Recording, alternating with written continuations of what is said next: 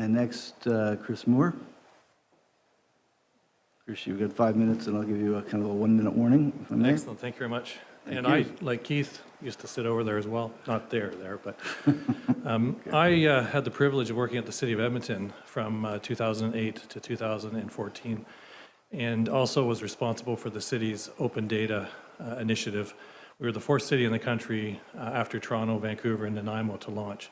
So I just want to tell you a bit about our story in 4 minutes and 36 seconds, and some of the lessons learned and some of the issues. When I look at your report, you're doing, from our perspective, all the right things in terms of making sure that the senior leadership is aware. You've got people assigned to it. One of the things that I found really useful in Edmonton when we did what we did with open data is that we had both that political support and that administrative support. And one of the issues back in 2010, when we launched our data catalog, the Don Iveson as a councillor, who's now mayor, was really the sponsor of all that. And when we took it forward to executive committee, he said, "This is great, is there anything else you need?" And he stopped himself and he said, "I guess there's nothing else you need in order to be open and transparent in a democracy." And so we really functioned that way. 4 years later, we did create a policy, we did create administrative directives because those things are important for staff to know kind of the boundaries and the barriers. The things that you're planning on doing in terms of engaging the public are extremely important, but what I will tell you is, what I've learned in my experience is, I should have spent more time engaging staff. I can't tell if you're going to do that in your strategy or not just by reading the report, but I would encourage you to.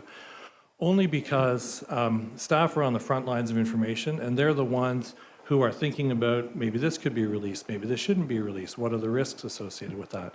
So we eventually did go back and do some sessions with the staff.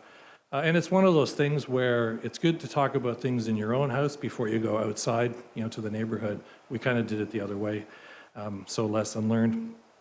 I think the other thing too is when you're thinking about business cases and return on investment, it's really hard to put a price on the cost of transparency. And one of the things that I avoided doing, we were the first city in the country to have an apps competition. And it was interesting back then because I said to myself, I don't think citizens, this was back in 2010, I don't think citizens are sitting at home saying, I wish I had more data. Fast forward to today, I think citizens are actually saying that. But we had the apps competition so that the data could get associated with useful services. And the interesting thing about that is when we launched the data catalog, we had 12 data sets. When we had the competition, we had 30 data sets. When I left the city, we had over 400, and today the city has over 940. And so it's really something that you need to figure out. I've never worked in a police force. I've worked with EPS, I've worked with Peel Regional Police in my time in local government, but you need to figure out what are the right data sets for you to bring forward and what's the right time. And one of the big lessons I learned was, does anybody here fish? I don't fish, but I know people love fishing. And apparently the best way to fish is to fish where the fish are.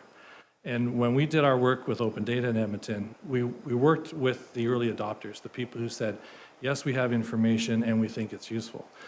So I'm sure in your strategy, you're gonna fish where the fish are. Don't fish where the fish are not, because you'll be really frustrated and probably criticized, and it won't be a happy place. But one of the things that I've learned over my journey is that it's really important to start out with that perspective of freeing the information. But you need to figure out what is the right information to free up for you. And in the last minute, the one thing I talk about is the other thing that I learned, and maybe some of you are thinking it, maybe some other people are thinking about it, is what happens if people take the data and do something bad or against us? And I've stopped talking about fear in public sector, so I'm here to tell you, you need to have courage in terms of finding the data, releasing the data. And from my perspective, if there's any organization that has courage to do something, it has to be this organization. So those are my 5 minutes of lessons from Edmonton, and I'll stop there. 4.5 minutes, but thank you very much. Great presentation. Colleagues, any questions for Chris? Jen? So if you have worked at, thank you very much for giving me the presentation. Then if you worked at the City of Toronto, do you encourage the TPS you used that open data framework to as a base?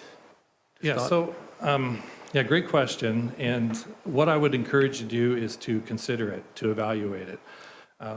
You may have already done that, but just to answer for yourself the question, why would we do it or why would we not do it? And I realize there's issues around control and some of those things.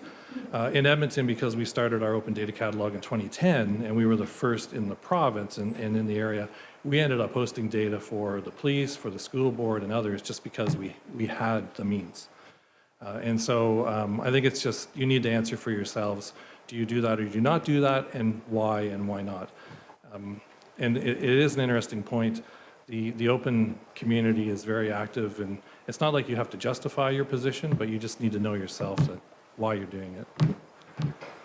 Okay, but my next question is that even open data framework, there are so many different standards. Which one do you base it on? Great point.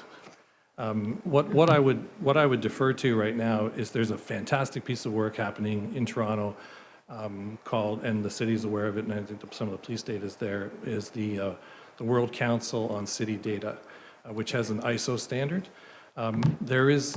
So what I would do, don't let anybody tell you you're late to the open data game.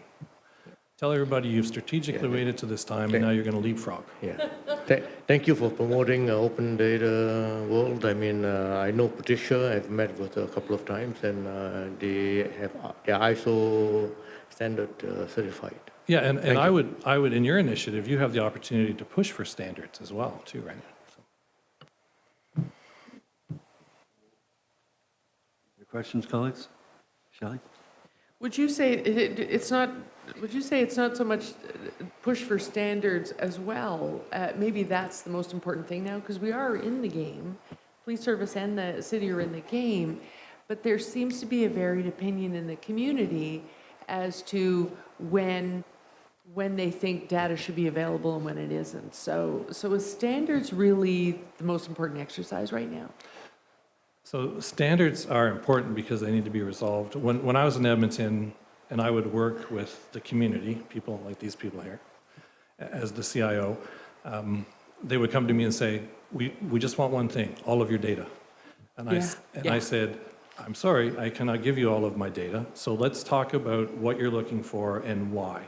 And so one of the things that we did after a couple of years was we engaged the community, and I believe you're planning on doing some of that, and asking the community, whoever they are, is to identify what and why.